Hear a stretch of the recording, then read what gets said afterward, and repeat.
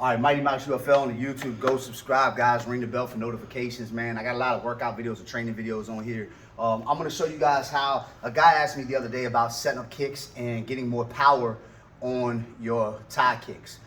So I'm going to show you a little video, man. I'm going to put up a couple different variations from low to mid kicks. Also, how to turn your hips and where your hands and arms should be while you're turning your kicks over, man. I'm also going to show you like some low kicks, how you're going to step and how you're going to turn your hips over for those also, man. But just doing these couple little things are going to add a lot of power to your kicks while guarding strikes that are coming in.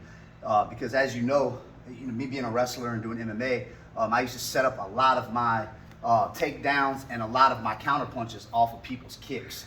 So this will help defend you a little bit more.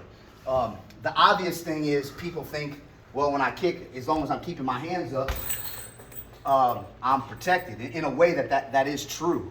You are protected, but we're talking about generating those thigh snapping, rib breaking, forearm breaking kicks, man. And you're not going to generate the power that you would if you're able to really turn your hips over, if you're really able to steer those hips in whichever direction. I'm going to show you switch kicks, and I'm going to show you just conventional back leg Thai kicks and where to kick at and how to turn your hips over. All right, first off, I'm going to show you how to turn your hips. All right, how to generate power. Also, guys, I always say this shit, kicks are very easily telegraphed. They're a very long limb. So I like setting my kicks up off of my punches. So I'm not going to actually throw the punches to show you. I'm just going to show you how to generate the power off of your kicks. But at the end of the day, be like, well, Mouse, you said you should you should set up your kicks with your punches. That's definitely true. I think that you should always get a guy to put his hands where you want them to be able to kick. Because at the end of the day, you don't want your kicks getting checked. And you want to be able to land clean, efficient kicks, man. Like I said, a kick is a very long limb. And if not set up right, it can be seen a mile away. I don't care how fast you are. They're easy to check and they're easy to block if you don't set them up the right way with punches. All right, but I'm just going to show you how to generate the power.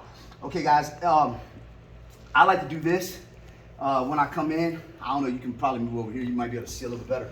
All right, I'm going to show you how I turn my hips over with these right here. All right, so if I'm standing here, I like to have in Muay Thai, even in MMA because of my wrestling, I like to stand facing my opponent. This is not boxing. So my stance is more here, and I always keep a power guard with my hands. I don't like doing hands down type situations, man. I always like keeping a power guard. I like keeping that weight off of that front foot so I can check kicks.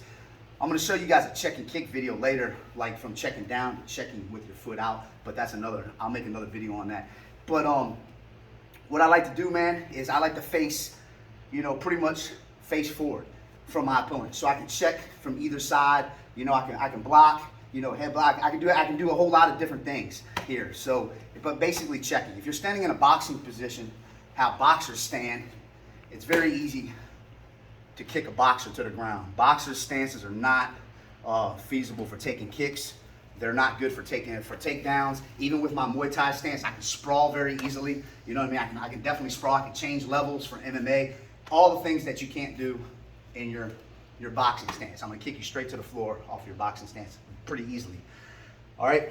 So, but that's another video. But I'm gonna show you how to generate power. All right, guys. What I like to do is I like to do this right here. It's called steering the car and like grabbing the pistol. All right. So before I kick, I say, okay, I'm setting my punches up. I'm coming here. All right. Basically, my hips are coming here. All right. So my hips are over here, I'm grabbing the pistol, and I'm blocking right here from any punches coming down. If you try to just kick with your hands down, you're gonna get fucking demolished. Anybody that sees that can check, and you don't even have to check all the way up. I can just barely, I can just slide my foot out and overhand the shit out of you. So you wanna make sure that that hand is up. All right, when I come over, I'm doing this in slow motion for the first time, and then I'll show you how it generates power. All right, and I'm gonna show you how you turn your hip over. I'm coming here. As I'm coming back, it's called the comb the hair method, all right? Grabbing the pistol, I'm right here. I'm stepping. Remember, guys, I'm staying on my toes. You can't really turn your hips if you're flat-footed. It's hard. Your foot's gonna stick to whatever surface you're on, all right? So I'm turning this over here, and I'm coming back, all right? I'm combing my hair. All right, so once I'm bringing this over here, I'm coming this way and I'm facing my opponent so I can block. I'm blocking with this hand here. Any head kicks he wants to counter me with, my hand is up and I am blocking. All right, so I'm gonna do it a little bit faster. So I'm coming here. All right, I'm kicking with this part of my shin and I'm turning my hips over. So if this bag wasn't here, I think shadow boxing is some of the best things that you can do with your kicks, whether you're doing 180 turns or 360 turns, all right? So a 180 turn is I would be here, all right, and I would come in and I'd be shadow boxing, boom. That's my 180 turn, all right? That's guaranteeing that you're going all the way through your opponent, all right? A 360 turn is more feasible. I like using that more. So I'm here, so I'm coming all the way through and I'm able to come back out and check or whatever. If I miss, because with a bag, it's kind of hard to miss your kicks unless you're drunk. You know what I'm saying? So with somebody that's really moving, you know what I'm saying, I can, you know, just step my leg back. A lot of different situations can make you miss a kick. And if you miss that kick, you need to make sure that you're coming all the way through and around, or you're able to at least stop your kick and bring it back. A lot of different techniques. I like going all the way through 360 motion, coming all the way back through, facing my opponent and being able to check, because 9 times out of 10, I always throw kicks back. So as soon as you throw a kick and you miss, I'm coming down to 1-2 and I'm throwing a kick right back at you. So you want to make sure that you're getting right back around to check the kick. All right, so I'm gonna show you a couple faster movements with this movement here, so you can see exactly where I'm at here. All right, so I'm here. All right, right here. These are a couple power kicks. All right, and again, I'm kicking with this part of my shin. All right. All right, not my foot. I'm generating power. All right, here's another thing, man. You want to club the bag with your leg. So, meaning you don't want to chamber back like you're doing karate. I don't want to bring my leg back here like I'm chambering. My leg is almost, it's like a bat, like you're swinging a bat and bringing that bitch back. All right, so I'm coming straight leg in here. See where my leg's coming back to? It's coming right back. Right here. All right, that's gonna generate a lot more power. That's more towards the middle of the body. If I'm throwing like a low, like a calf kick, a lot of people you see doing MMA doing a lot of calf kicks now because they're effective as shit, especially if you can't check them. What I like to do is I like to step towards my opponent, step on the outside of my opponent and reach like I'm reaching towards his shoulder. So if I'm standing in front of my opponent, I like to reach past him. That's blocking his punches. My arm is tucked behind my shoulder here, all right? So this would be a low calf kick, all right? Right, just like that. So I'm reaching by, reaching past my opponent, all right? That's digging into that calf hard, all right? And I'm blocking my head, just like that. All right, you wanna make sure you're blocking all your kicks. Same way, see the big ass dent in the bag? Yeah. Same way with switch kicks. All right, so if I'm switching, I'm doing the same thing. You see where my hands are? I'm doing the same thing. All right, I'm blocking. I'm making sure I'm posting out. Away from that, I got my hand up here in case you try to counter me and kick. Here's one more thing, this is very important. Leaning over.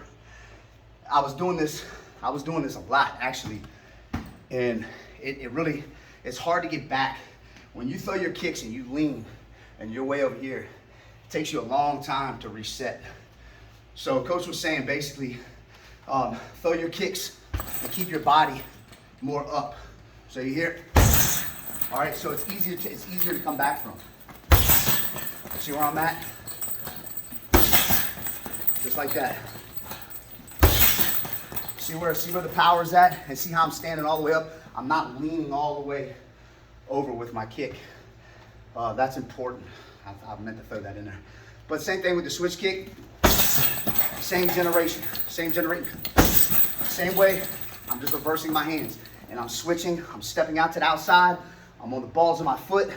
I'm making sure that I'm facing forward. It's very easy to switch.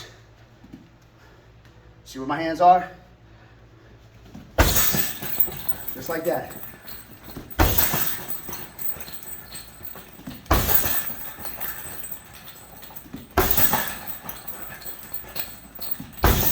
Again, don't chamber your knee.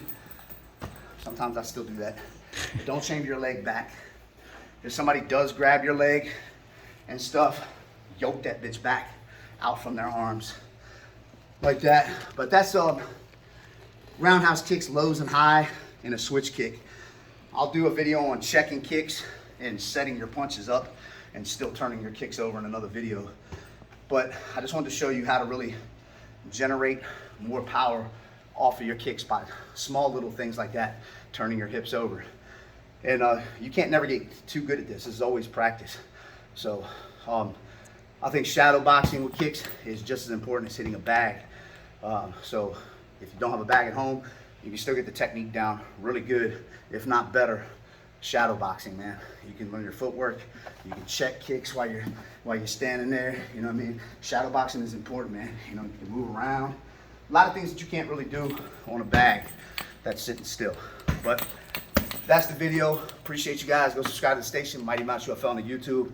My fight will be June 25th, my pro fight. It's going down, MMA. Holla at your boy, man. Peace.